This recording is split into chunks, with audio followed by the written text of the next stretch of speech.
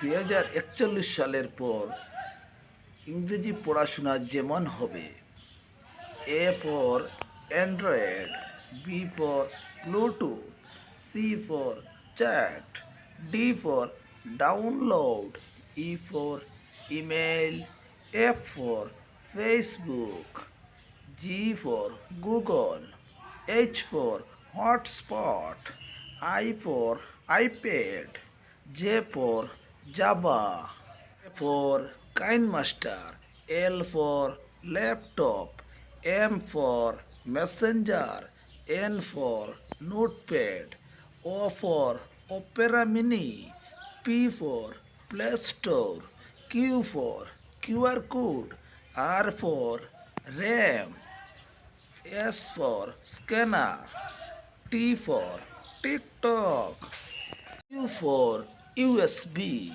B for video player, W for Wi-Fi, X for XP Windows, Y for YouTube, Z for Zoom app.